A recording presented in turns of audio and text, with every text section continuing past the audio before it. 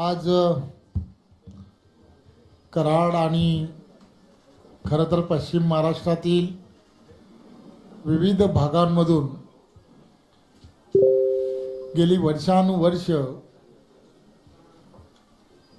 अनेक खरं तर जनतेशी नाळ जुळलेले आणि वर्षानुवर्ष तिथल्या असणाऱ्या प्रत्येक समाज घटकाला घेऊन चालणारे अशी मातब्बर अशी सर्व मंडळी, मग अरुण जाधव असतील, त्यांच्याबरोबर असणाऱ्या शारदाताई असतील, ही सर्व मंडळी आणि त्यांच्याबरोबर अनेक युवा नेतृत्वसुद्धा, गायकवाडजी असतील आणि त्यांच्याबरोबर NSUचे असणारे सर्व कार्यकर्ते, हे आज भारतीय जनता पार्टी पक्षामध्ये आज या सर्वांनी प्रवेश केलेला आहे।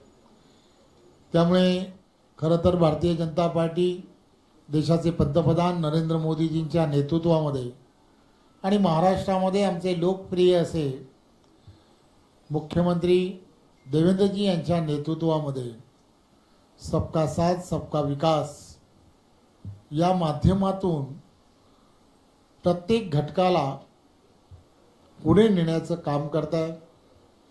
युवकांना त्याचबरोबर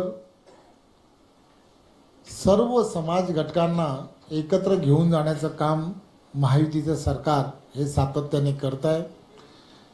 मला खात्री आहे की या निवडणुका या तर होतच राहतात, परंतु देशाचे पंतप्रधान नरेंद्र मोदीजी ज्यांच्या नेतृत्वामध्ये केंद्रामधलं NDAचं सरकार असेल आणि महाराष्ट्रामध्ये देवेंद्रजींच्या नेतृत्वातलं महायुतीचं सरकार आहे, ही दोनही सरकारं ज्या ताकदीने काम करतात, त्यामुळे प्रत्येक व्यक्तीला असं वाटतंय की येणाऱ्या काळामध्ये आपणही देशहिताच्या दृष्टिकोनातून राष्ट्रीयत्वाचं हित जपण्यासाठी येणाऱ्या काळामध्ये हा देश हा 2047 पर्यंत महासत्तेकडे जर घेऊन जायचा असेल तर आपलं काहीतरी योगदान त्यामध्ये असलं पाहिजे।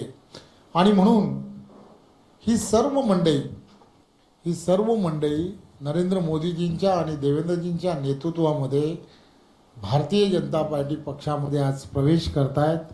मी खरं तर आपणा सर्वांचं मनपूर्वक धन्यवाद देतो आणि आपणा सर्वांना एवढंच आश्वासित करतो की आपण ज्या ताकदीने गेली वर्षानुवर्ष काम करताय, आपण ज्या भागामध्ये काम करताय त्या कामाच्या माध्यमातून आम्ही सर्वजण त्या भागातील नागरिकांना न्याय देण्यासाठी कटिबद्ध राहू, एवढंच आपणा सर्वांना सांगतो। पुन्हा एकदा आपल्या सर्वांचं खूप खूप धन्यवाद। जय हिंद, जय महाराष्ट्र।